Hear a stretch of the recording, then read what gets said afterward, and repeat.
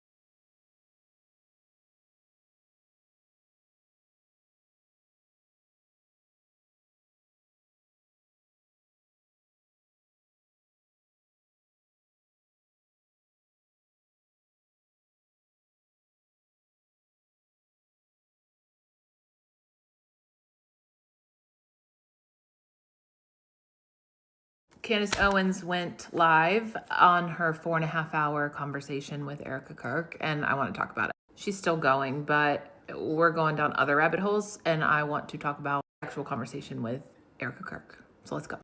I spent my career at CIA and NSA. I also advised other intelligence agencies. I now have my own corporate intelligence firm. All of these opinions are my own. This analysis is my own. Hypothetically, for entertainment purposes only. You get the point.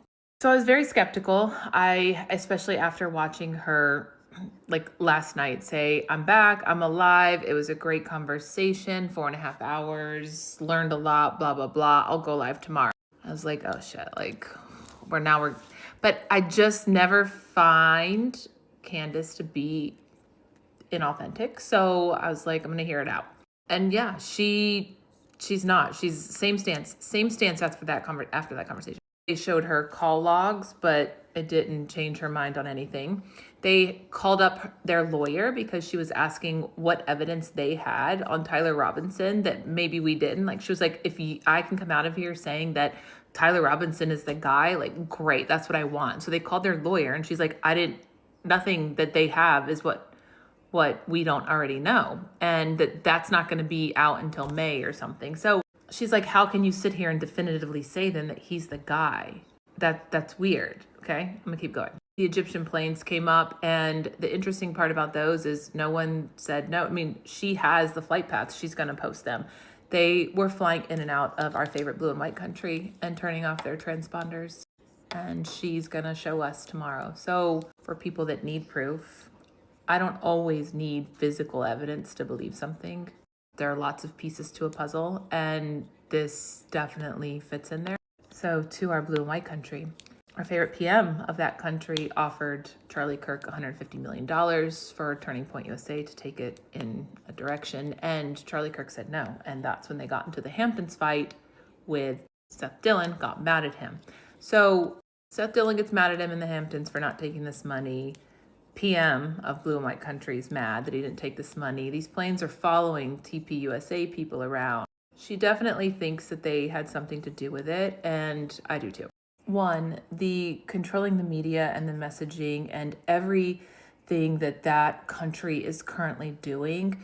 They want to stop TikTok because people are speaking out against them. They want to control the narrative. They want to control our Congress. Like, it is insane what is happening. And allegedly, okay, hypothetically, for entertainment purposes only, let's just say they were able to flip someone. Everyone has a vice, and when you want to recruit someone, it's vice: money, ideology, coercion, or ego. You're either going to blackmail them, you're going to bribe them, you're going to cater to their ego or their ideology.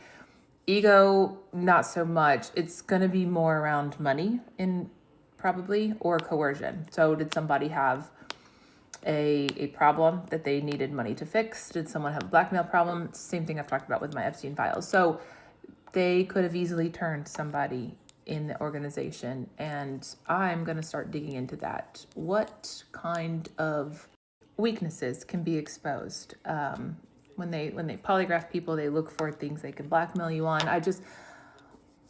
It's not adding up.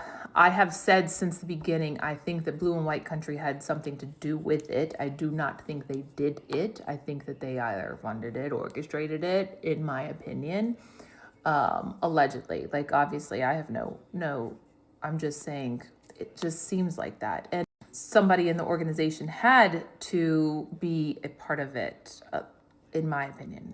So more to come, but I will say that Candice did not sell us out. She did not get any more information to make her change her mind, which is very interesting. Also, she did say with the Erica Kirk said that no one texted.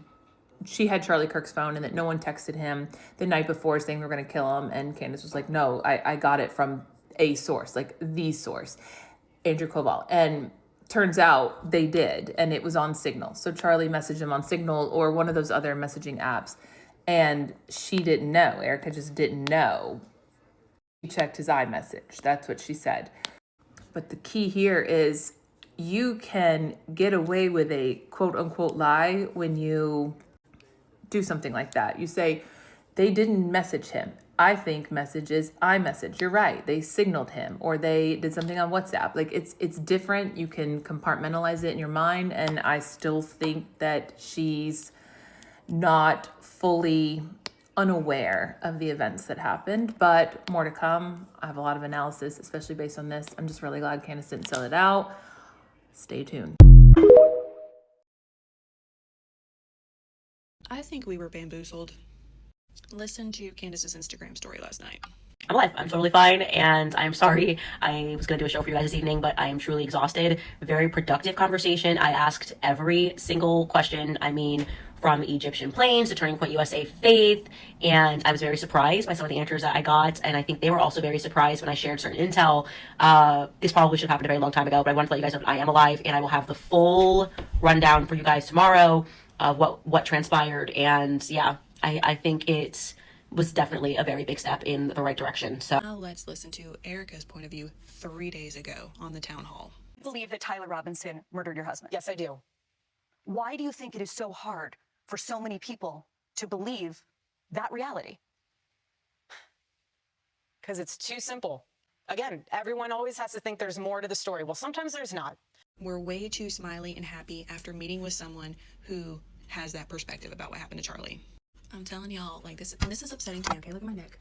Okay, my neck is all red and patchy because I am grossed out by this whole thing. Because she amped us up for 3 freaking months. Every single episode, like, dragging out details, like, indisputable facts, like, for a fact, I now know Turning Point was involved in this. Everyone removed their money from this diabolical organization now. But then you meet with the person who's the head of this diabolical organization and you're all smiley afterwards and now you're moving in the right direction. And let me tell you what that direction is. America in Israel.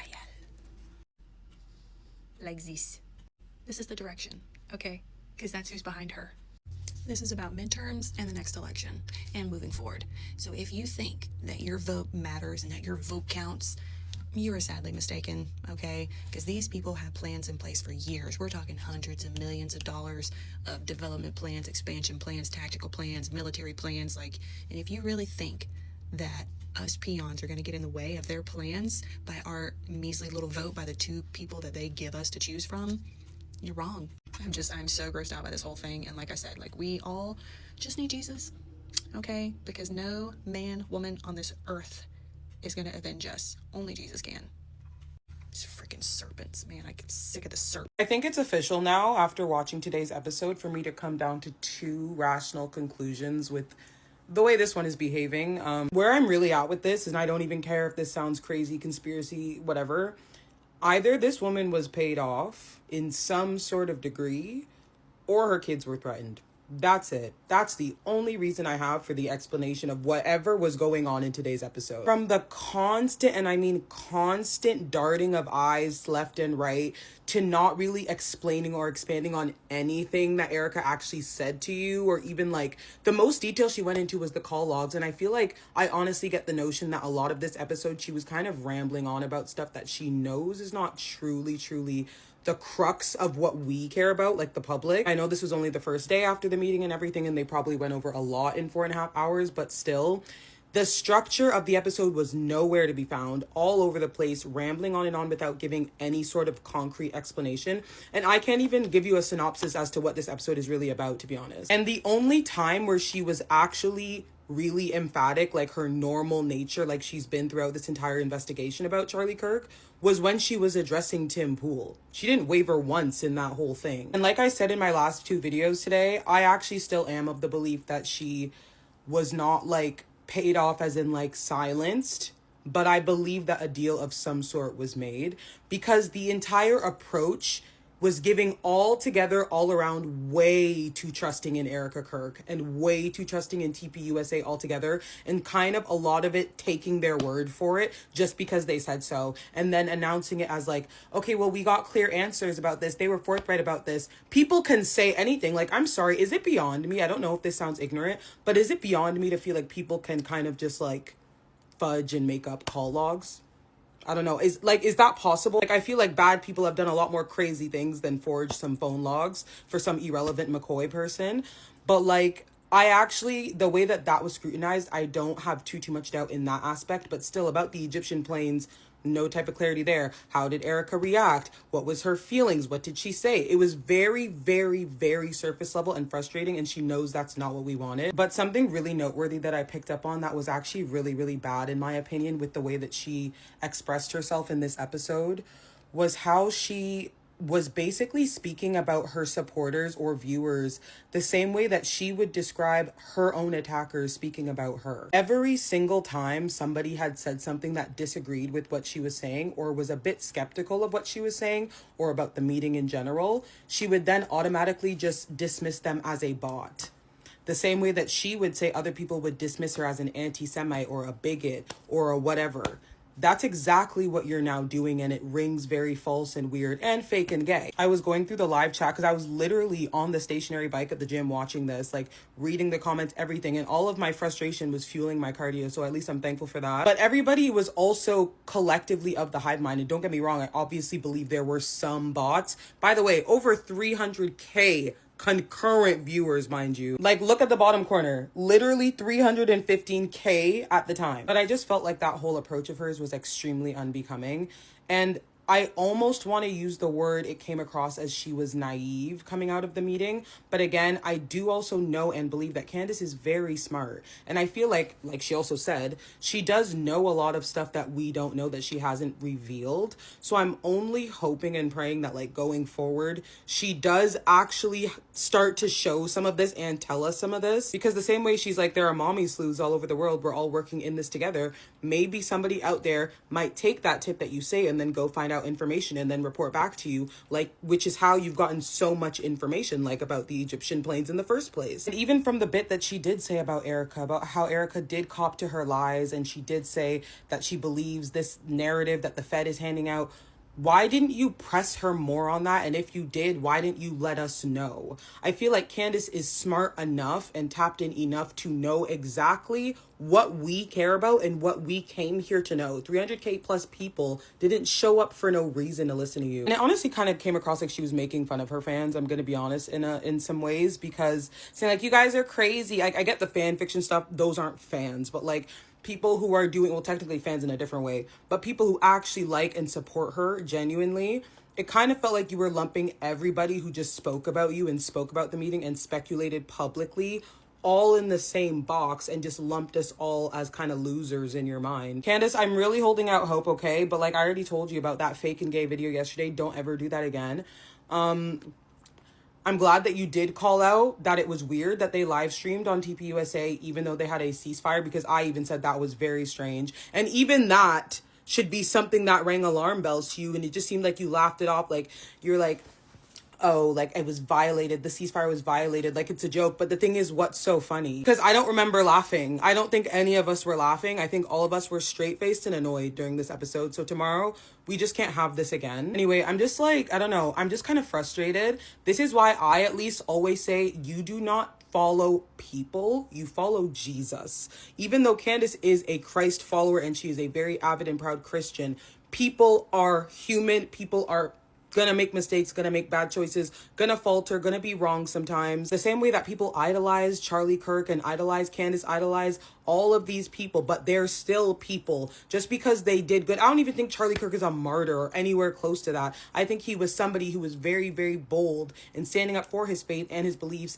and people just couldn't handle him having conversations. I don't think that makes him a martyr in that example. And I also don't think anybody should idolize Candice. I am gonna still follow her investigation, but I'm really, really skeptical with how this episode went down, because the energy from how everything has played up to this point, with the fervor, with the passion and the insatiable desire for truth and to find out what's really going on. You're saying all the right things in terms of like, you know, I can't be bullied into this, you know, I'm still asking my questions and all that stuff, but like how you're saying it is not convincing at all. It's not the same way, but it's just as convincing. I'm going to be honest, today, that demeanor was just as convincing as Erika Kirk's theater that she's been doing this entire time. Leather Pants she's been doing a whole tap dance show and recital for us, and it seems like you're low-key following in her footsteps right now. I'm so sorry. I just don't think it's wise to be so trusting and so quick to believe everything that Leatherpants is saying. Like, I don't know. I just don't think that's a good idea. Call me crazy. Because you can't sit here and convince me that it's normal to look at people like that and just to behave the way that she does. Like, you out of all people should see this, and the same way that you had mouth to be saying in front of the lawyer in this meeting that, yeah, you need a new lawyer, you should have had that same mouth to be like, why are you behaving this way? Why are you acting so strange? Because you said you didn't hold back. I would have had so many questions, grieving widow or not. I'm so sorry. You're not just a grieving widow. Like you said, you are a CEO. Why are